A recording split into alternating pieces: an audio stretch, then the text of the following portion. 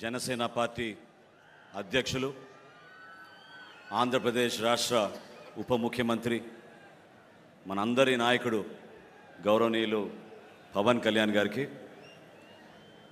ఈరోజు ఇంత అద్భుతమైన వేదిక పైన మీ అందరి ఆశీస్సులతోటి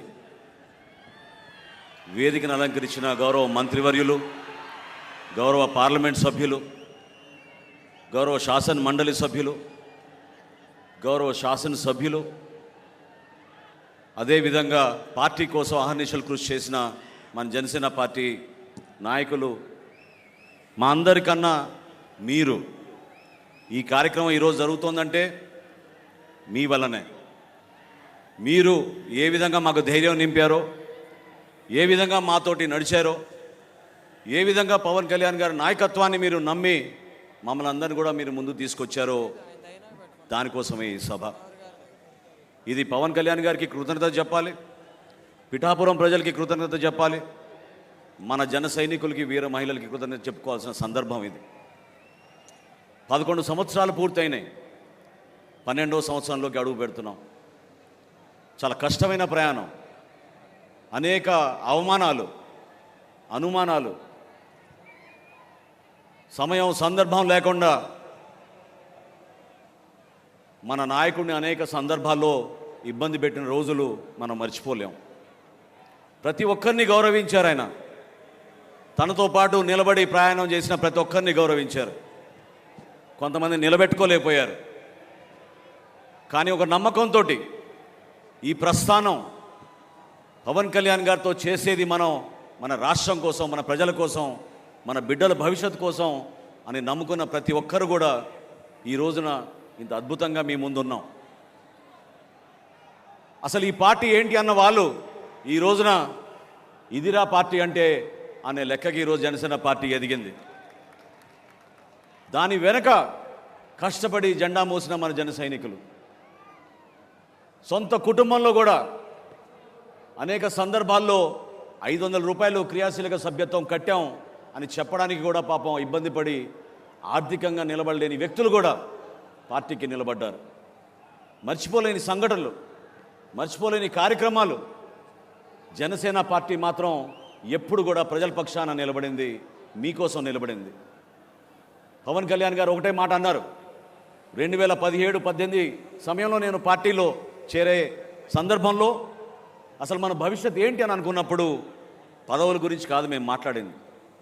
ఆయన ఆ రోజు కోరింది మనం కష్టపడి ఒక అద్భుతమైన యువతరాన్ని నాయకత్వంగా మనం మార్చగలిగితే అదే చాలు మనకి ఈ ప్రయాణంలో, అంతకన్నా ఏంటనే మాట ఆయన అన్నారు. ఆలోచించండి ఒకసారి. ఈ రోజున పార్టీ నిర్మాణం అనేది చాలా కష్టమైన పని. ఒక సంవత్సరంలోనో, ఒక 4 రోజుల్లోనో, నెల రోజుల్లోనో జరగదు. ఈరోజు జనసేన పార్టీలో 12,32,000 మంది క్రియాశీలక సభ్యత్వం తీసుకున్నారంటే 11 సంవత్సరాల నుంచి పవన్ కళ్యాణ్ గారు ఎంత కృషి చేశారో, ఏ విధంగా ఒక ఆలోచన విధానాన్ని ప్రజల్లో తీసుకురావడానికి ఆయన చేసిన ప్రయత్నాన్ని మీరందరూ కూడా గుర్తుపెట్టుకోవాలి. ప్రతిపక్షంలో ఉన్న ఒక విధంగా, ప్రభుత్వంలో రాగానే ఒక విధంగా లేవు మనం. అదే మన నిజాయితీ. ప్రతిపక్షంలో ఉన్నప్పుడు రోడ్ల గురించి మనం పోరాటం చేశాం, రోడ్లపైన ఉన్న దుస్థితి గురించి పోరాటం చేశాం.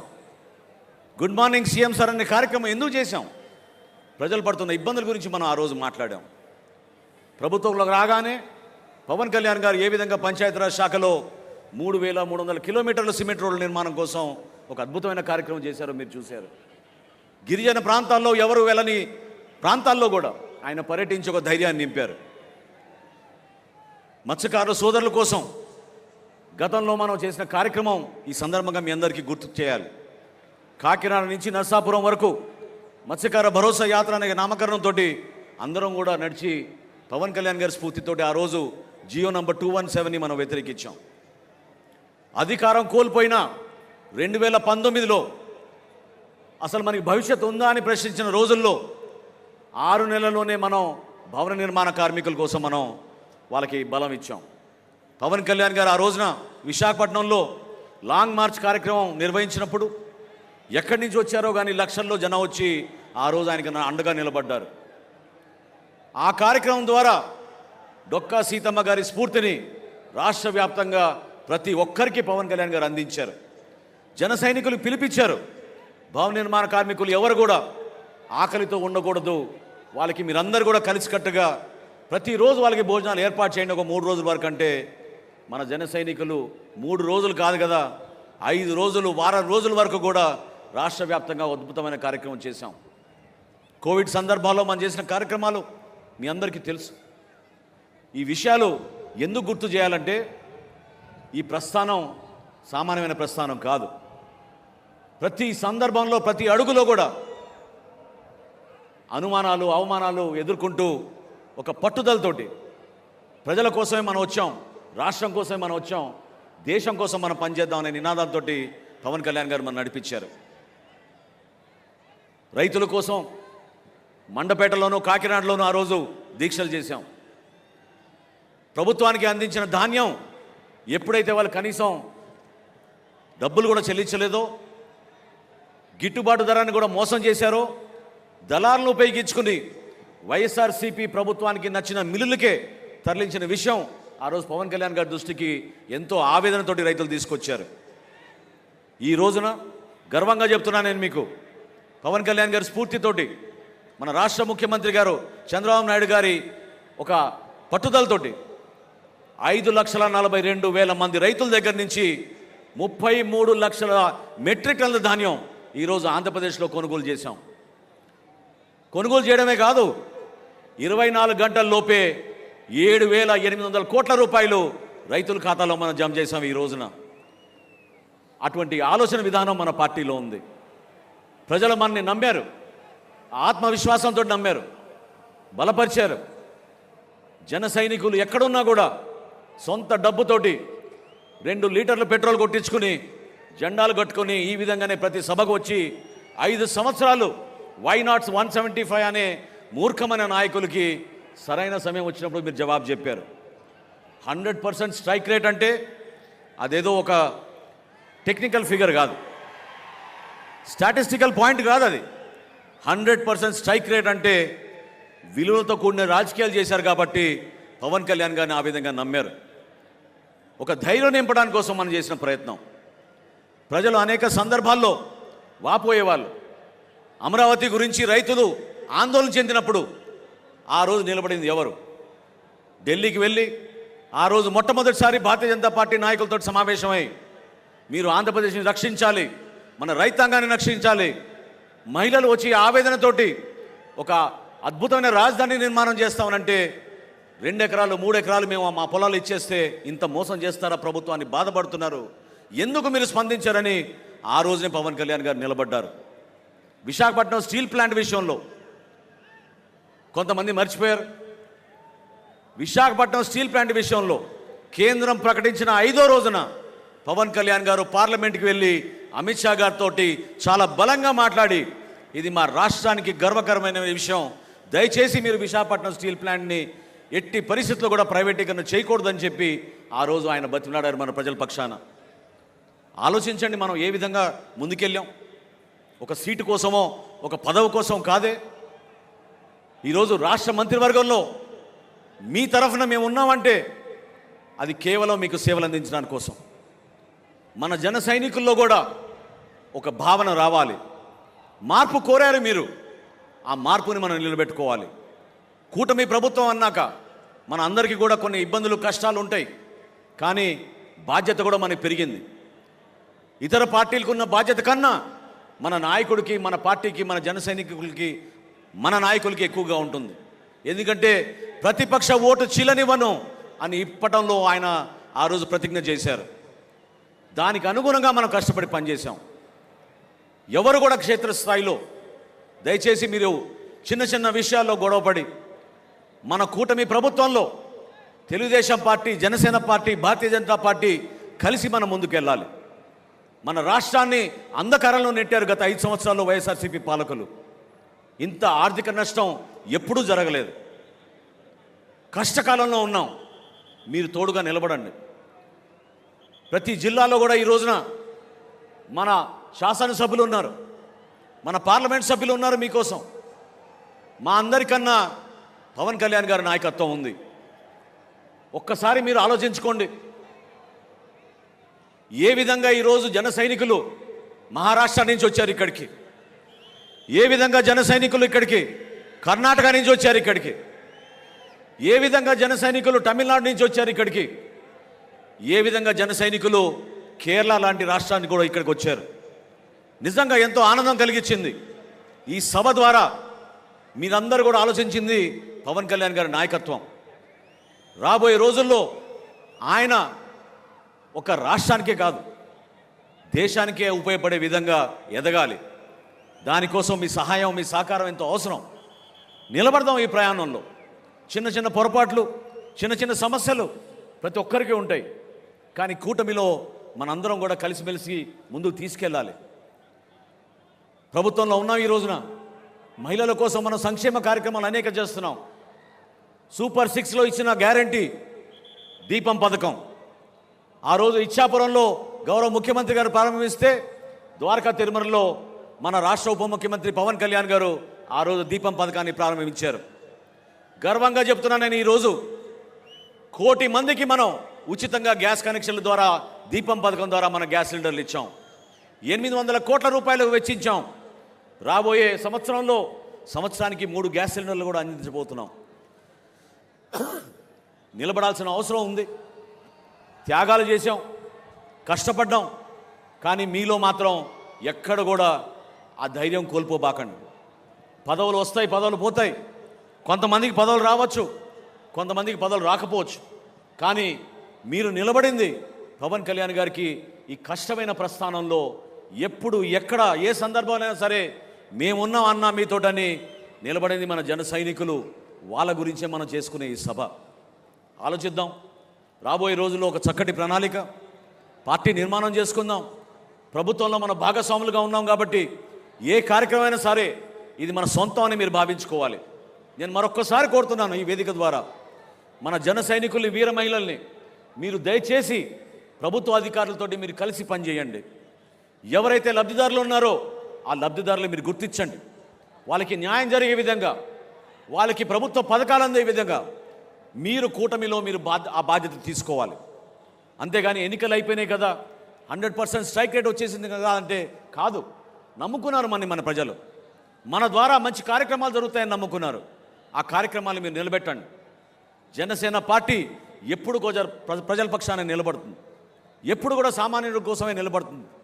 ప్రశ్నించే పార్టీ కాస్త ఈరోజు సమస్యల పరిష్కారం కోసం పార్టీగా మనం మారాం. నిలబడదాం మనం దానికోసం. ప్రతి గ్రామంలో కూడా మీరు కలిసి పనిచేయండి.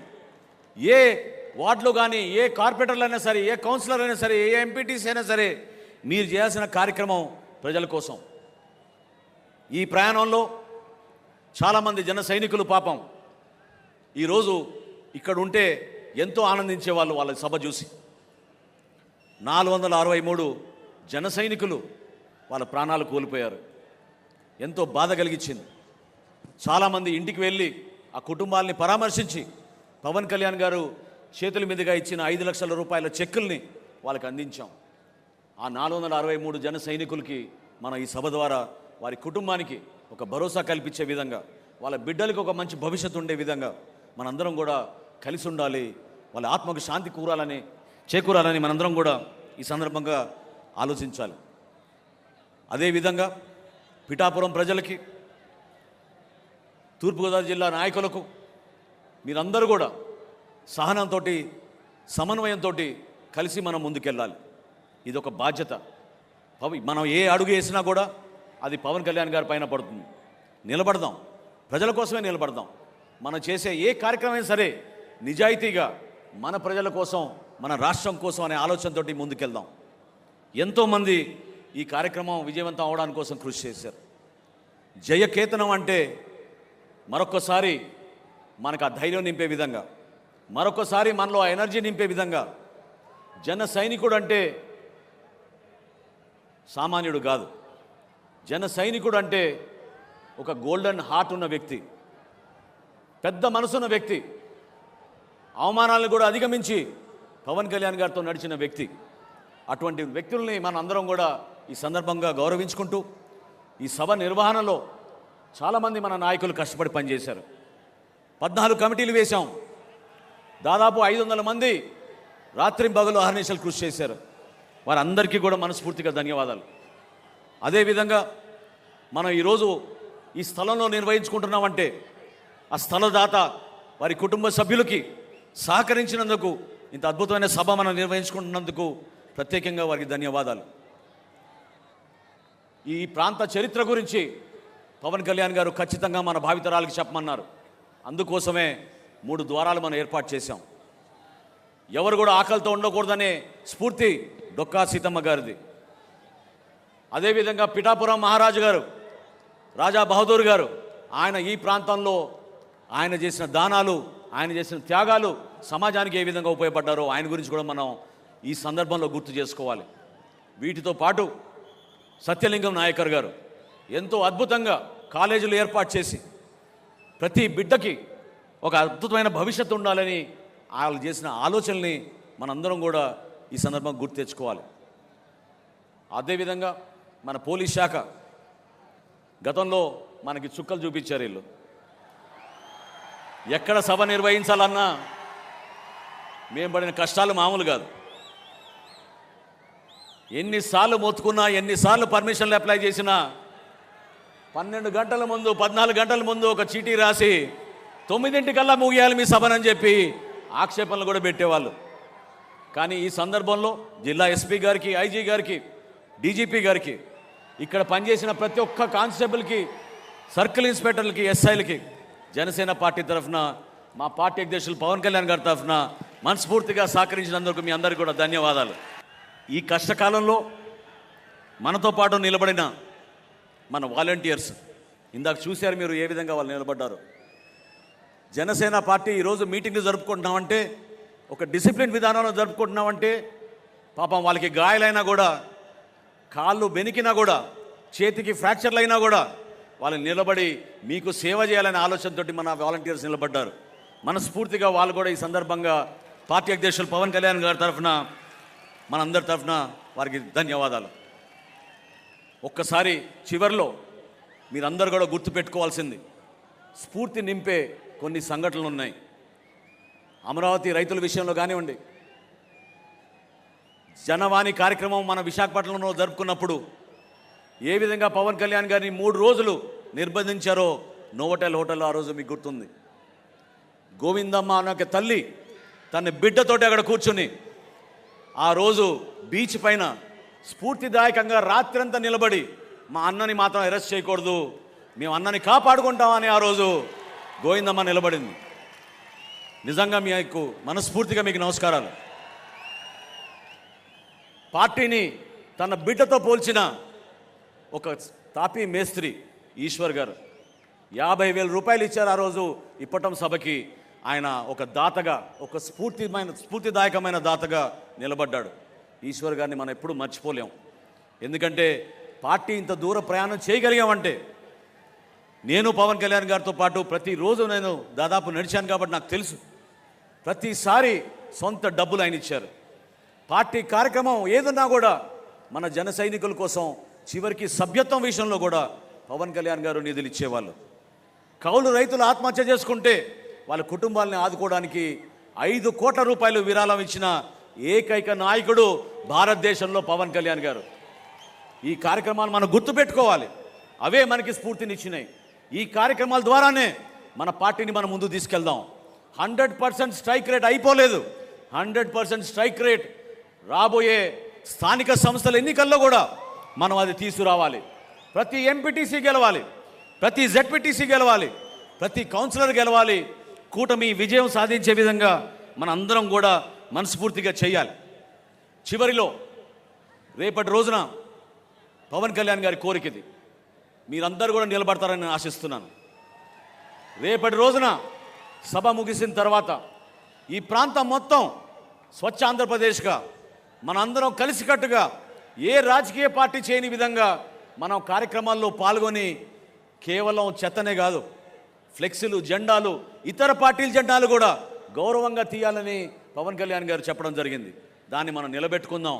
పిఠాపురం ప్రజలకి మరొకసారి నేను మనస్ఫూర్తిగా ఒక అద్భుతమైన విజయం అందించినందుకు పవన్ కళ్యాణ్ గారిని ఈ విధంగా రాష్ట్రానికి ఉప ముఖ్యమంత్రిగా చేసినందుకు వారికి ప్రత్యేకంగా ధన్యవాదాలు తెలుపుతూ, కూటమి ప్రభుత్వంలో మనకున్న బాధ్యతని మీరు నిలబెట్టండి, కలిసి పనిచేద్దాం. ఈ జనసేన పార్టీ ప్రజల కోసం నిలబడుతుందని ఈ సందర్భంగా తెలుపుకుంటూ, నాకు ఈ అవకాశం కల్పించిన పార్టీ అధ్యక్షులు పవన్ కళ్యాణ్ గారికి మనస్ఫూర్తిగా ధన్యవాదాలు తెలుపుకుంటూ సెలవు తీసుకుంటున్నాను. జై జనసేన, జై జనసేన.